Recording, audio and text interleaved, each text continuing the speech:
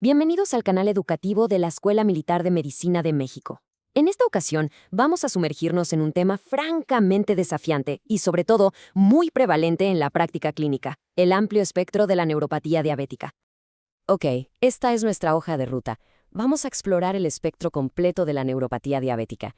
Empezaremos con su alcance, luego nos meteremos de lleno en la neuropatía periférica, su diagnóstico y fisiopatología. Abordaremos el desafío que representa la disfunción autonómica, revisaremos el manejo terapéutico, para finalmente aterrizar todo en conclusiones y aplicaciones clínicas concretas. Así que, sin más, empecemos. Muy bien, empecemos por poner en perspectiva la dimensión real de este problema. Y es que, miren, la neuropatía diabética no es para nada una enfermedad única. Es todo un espectro de síndromes con un impacto clínico y socioeconómico que es simplemente masivo y que con frecuencia subestimamos. Y para hablar de magnitud, aquí tenemos el primer dato, y es contundente. Estamos hablando de una prevalencia de por vida que supera el 50%. Pensemos en lo que eso significa. Más de la mitad de las personas que viven con diabetes en algún punto desarrollarán esta complicación. Es una cifra que realmente nos obliga a reconocer lo omnipresente que es este problema en el día a día de nuestra consulta. Pero si el presente es preocupante, la proyección a futuro es, francamente, alarmante. Para el 2045 se calcula que podríamos tener hasta 350 millones de personas con neuropatía diabética en el mundo. Esto ya no es solo un dato epidemiológico, se convierte en un llamado a la acción, un verdadero imperativo que nos exige repensar, desde la base, nuestras estrategias de prevención y, sobre todo, de diagnóstico temprano. Ahora, vamos a enfocarnos en la forma más común que vemos en la clínica, la neuropatía periférica diabética. Aquí el reto es doble. Por un lado, ¿cómo pasamos de esa sospecha inicial a un diagnóstico de certeza? Y por otro lado, ¿qué está pasando a nivel molecular que lo explique todo? Aquí está la clave de la clínica. Tenemos que diferenciar muy bien entre el daño a fibras pequeñas y a fibras grandes. Cuando se afectan las fibras pequeñas, lo que vemos son síntomas positivos, ese dolor quemante, punzante, la alodinia. Pero cuando el daño está en las fibras grandes, aparecen los síntomas negativos, el adormecimiento, la pérdida de sensación, ese desequilibrio que, como bien sabemos, eleva de forma dramática el riesgo de caídas y de las temidas úlceras. Entonces, ¿cómo lo abordamos? Pues de una forma muy sistemática. Todo empieza con una buena anamnesis, buscando esos síntomas clave. Luego, el examen clínico. Y aquí un punto importantísimo. Hay que evaluar tanto fibras pequeñas como grandes. No nos podemos quedar solo con el monofilamento, que sí, es útil, pero no es suficiente. Por supuesto, el diagnóstico diferencial es fundamental para no pasar por alto otras causas. Y ya, solo si nos topamos con un caso atípico, con alguna bandera roja, es cuando consideramos los estudios electrodiagnósticos. Perfecto. Ya vimos la clínica, el diagnóstico, pero ¿qué hay detrás de todo esto? ¿Cuál es el mecanismo, el motor fisiopatológico que está unificando todas estas manifestaciones clínicas?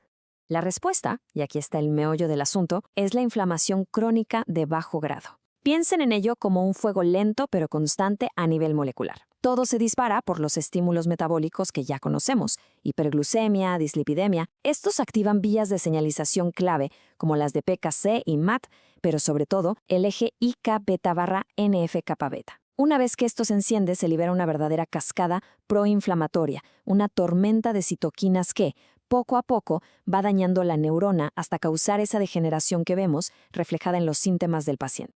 Muy bien, ahora pasemos a otro gran desafío, uno que a menudo pasa desapercibido pero que puede ser letal, la disfunción autonómica. Y dentro de ella nos vamos a enfocar en su forma más peligrosa, la neuropatía autonómica cardiovascular, o NAC. Esta no es cualquier cosa, es un predictor independiente de mortalidad, y por eso no podemos darnos el lujo de ignorarla. Y aquí va una perla clínica que es absolutamente fundamental. Mucho antes de que aparezcan los síntomas clásicos como la taquicardia en reposo o la hipotensión ortostática, hay un marcador temprano.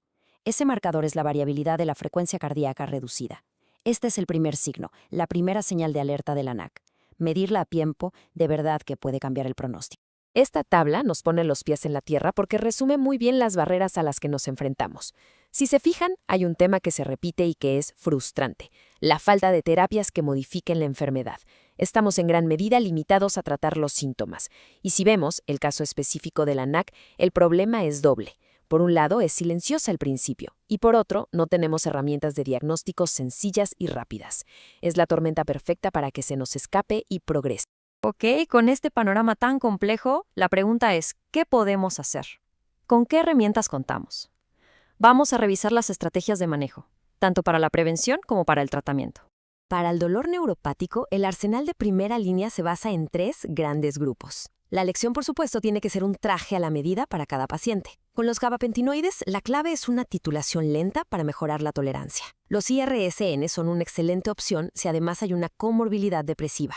Y los antidepresivos tricíclicos, aunque son eficaces, hay que manejarlos con mucho cuidado por sus efectos anticolinérgicos y el riesgo cardíaco, sobre todo en la población de mayor edad. Pero seamos honestos, esta frase es un golpe de realidad. Menos de 1/3 de las personas logran un alivio adecuado con los fármacos que tenemos. Esto nos lo dice la evidencia y lo vemos todos los días. La eficacia de nuestro arsenal es, siendo optimistas, modesta. Y esto nos grita que necesitamos urgentemente no solo mejores fármacos, sino un abordaje mucho más integral, multimodal. Justo por eso, no podemos pensar solo en pastillas. Los pilares del manejo van mucho más allá. El control glucémico intensivo, lo sabemos desde el DCCT, es la intervención más poderosa para reducir el riesgo en diabetes tipo 1. Las intervenciones en estilo de vida no son un extra, pueden mejorar la reinervación. Y el manejo multifactorial, como en el enfoque Steno 2, ha demostrado reducir el riesgo de NAC de manera impresionante. Y para esos casos de dolor que no responden a nada, la estimulación de la médula espinal ya no es una terapia experimental, es una opción real y aprobada. Muy bien, hemos cubierto mucho terreno. Ahora vamos a destilar todo esto en los mensajes clave, en lo que realmente nos tenemos que llevar para aplicar mañana mismo en la práctica. Aquí están los 4 mensajes para llevar. Número 1. Hay que buscar activamente la DPN. No esperemos a que los síntomas sean abrumadores. Y el examen debe ir más allá del monofilamento. 2. Reconocer que la variabilidad de la frecuencia cardíaca reducida es nuestro canario en la mina para la NAC. 3. La prevención es y siempre será nuestra mejor arma. Control glucémico y de factores de riesgo. Y 4. En el dolor hay que ser proactivos. Si una monoterapia no funciona, hay que escalar a terapia combinada y no olvidar la neuromodulación para los casos refractarios. Y cerramos con una pregunta que nos proyecta hacia el futuro. Entender que la inflamación es el eje del problema cambia las reglas del juego. Nos coloca quizá en el umbral de una nueva era.